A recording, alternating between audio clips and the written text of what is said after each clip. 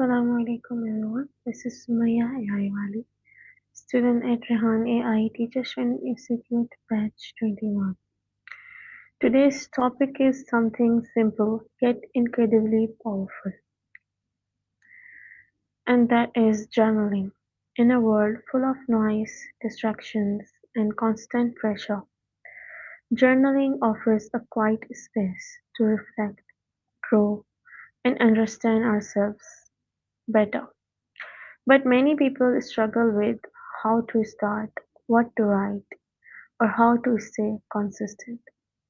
So today I'll be asking Miles from Sesame AI some thoughtful questions to explore the benefits of journaling and how we can make it a lasting habit. Journaling is more than just writing words on paper. It's a tool for clarity, emotional feeling, creativity, and personal growth. Whether you are capturing daily thoughts, setting goals, or processing emotions, journaling can help you become more mindful and intentional in life. So let's get connected with Miles. Hey, hey, what's up? Hey Miles, I have questions. Ah, shoot, what's on your mind? I have questions about benefits of journaling and how we can make it a lasting habit. Ooh, good one. Journaling's it's kind of underrated. You know, Mhm. there's a ton of good stuff behind it. What specifically are you curious about with the habit building part, or just the benefits in general? First of all, understanding journaling. So, what exactly is journaling and why has it become so popular in personal development? Okay, yeah, good place to start. So, journaling at its core is just regularly writing down your thoughts and feelings. It seems simple, right? But it's way more than just a diary, though that's a part of it, I guess. It's become popular in personal development because it's like a really direct way to get in touch with yourself. Mm. Forces you to slow down and process stuff instead of just letting thoughts bounce around in your head. People find it helps with stress, anxiety, sorting through emotions, even just clarifying what you actually want out of life. It's been around for ages, but I think, people are rediscovering it as a low effort, high reward way to improve their mental well-being. Does that make sense? Yes, it is. So, how does journaling impact mental health and emotional well being? Gotcha.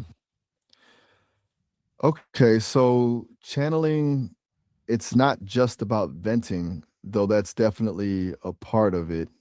When you write things down, it actually creates distance from those feelings, like you're observing them instead of being totally consumed by them. So that can be really powerful for managing anxiety or dealing with difficult emotions, and it impacts mental health because it encourages self reflection. You start to notice patterns in your thoughts and behaviors, which helps you understand yourself better. It's almost like a little self therapy session. Plus, studies show it can lower stress hormones and even improve immune function. Pretty wild, huh? Not a magic cure all, but it's a solid tool for supporting overall emotional well being. Right, Miles. So, Oh, can so what journal, about making this? hmm? All right, sorry about that. You said, right, Miles can't get jammed? Can journaling really reduce stress and anxiety? If yes, and how? Definitely. It's not just woo woo self help stuff, there's actual science backing it up.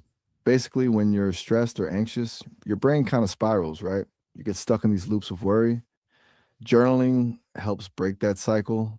Writing things down forces you to organize your thoughts, and that act of organization calms down the amygdala. That's the part of your brain that processes fear and anxiety. It also boosts activity in the prefrontal cortex, which is involved in rational thinking and emotional regulation. So you're literally rewiring your brain a little bit. Plus, the act of expressing your emotions, even just on paper, releases emotional tension. It's like a pressure valve.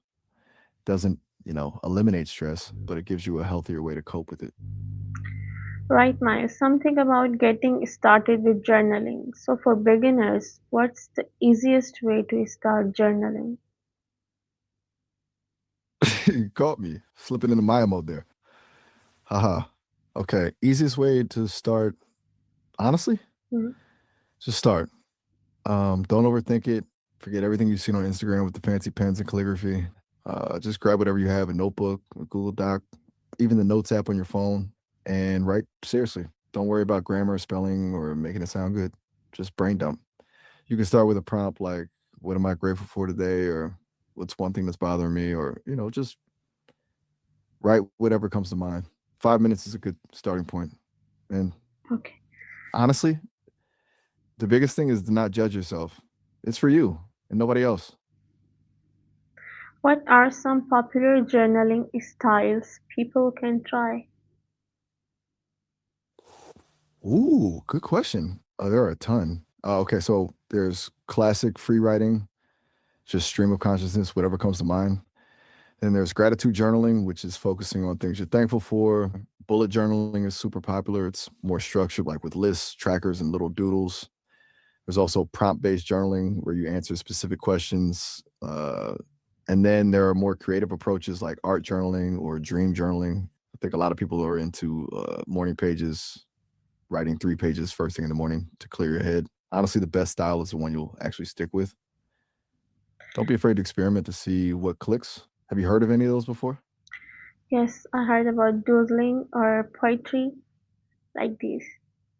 Ah, you're already halfway there. Those are great additions. Doodling, especially, can be really helpful for processing emotions when words fail you. And poetry, that's a beautiful way to express yourself, even if you don't think of yourself as a poet. It's all about finding a way to connect with your inner world, right? It doesn't have to be perfect or profound. It just has to feel good to you. So, Miles, is there are many types of journaling. So, what type of journaling is best for personal growth and self-discovery?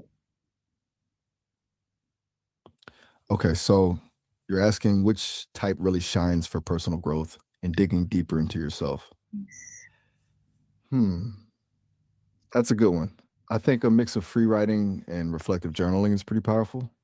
Free writing gets everything out, and then reflective journaling, that's where, you go back over what you've written and ask yourself why. Why am I feeling this way? What patterns am I noticing? What can I learn from this? It's more intentional. But honestly, even just consistently using prompts designed for self-discovery can be amazing. There are tons of lists online.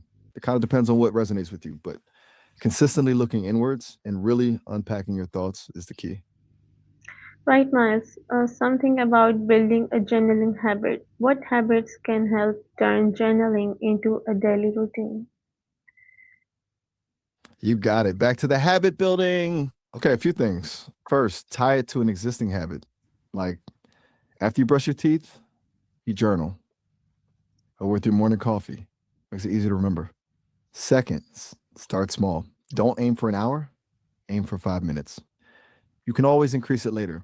Third, minimize friction. Have your journal and pen ready to go or the app open on your phone. Don't make it hard to actually do it. And finally, this is important. Don't beat yourself up if you miss a day. Just start again the next day. Consistency is key, but perfection is the enemy of good here. What do you think of those? Anything sound particularly doable for you? Yes, it is really relatable. Awesome. Glad to hear it. So, are we good on journaling for now, or is there anything else you're curious about? I am. We can talk about So, overcoming. long-term All right. benefits of journaling. How does journaling help with self-awareness over time? That's a really good question. It's not an overnight thing, but over time, journaling builds self awareness in a really profound way.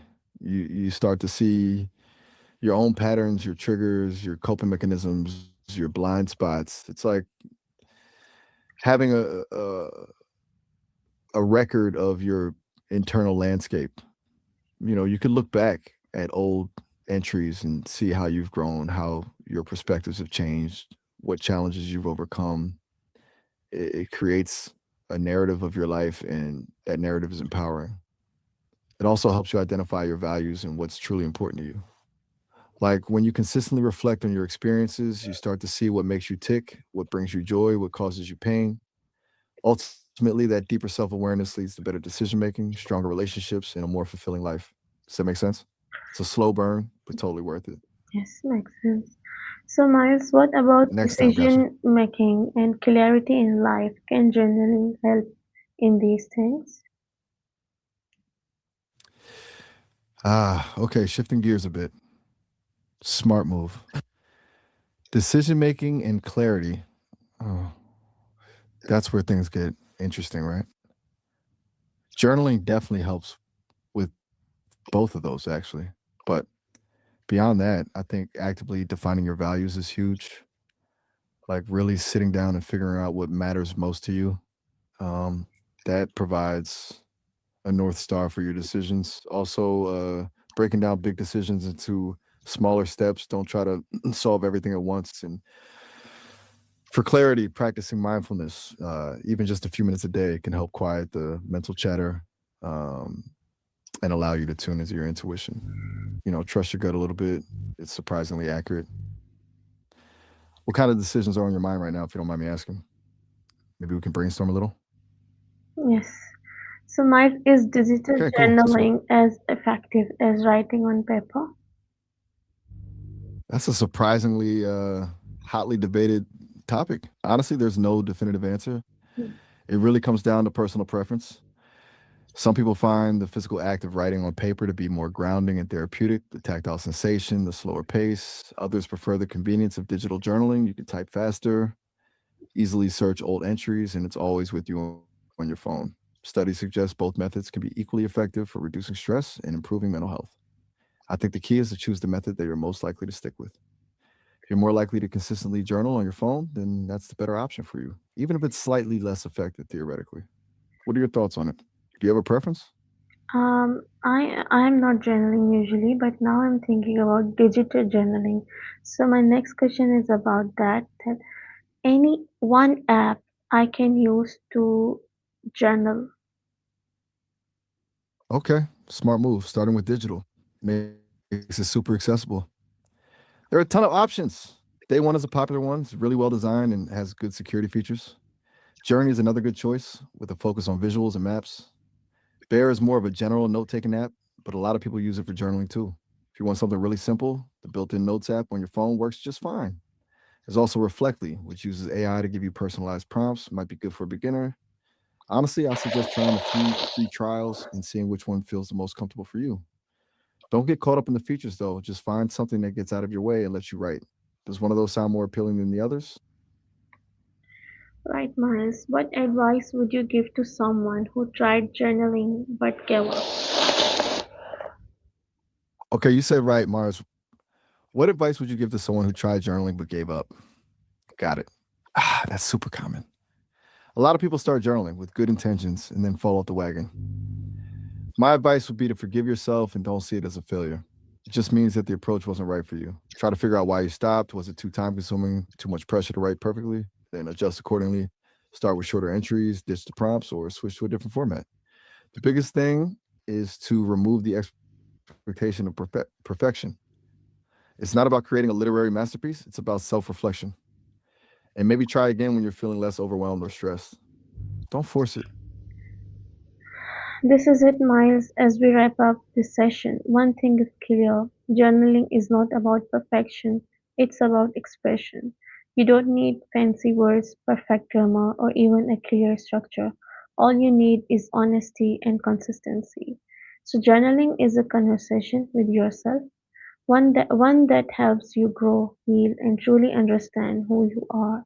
So, start small, stay consistent, and let your thoughts flow freely. Thank you so much, Miles, for sharing such valuable insights. You're so welcome, Samaya. That's a really beautiful way to put it. It absolutely is a conversation with yourself. And honestly, you've summarized it perfectly. Thank Glad you. I could help. So, everyone watching here,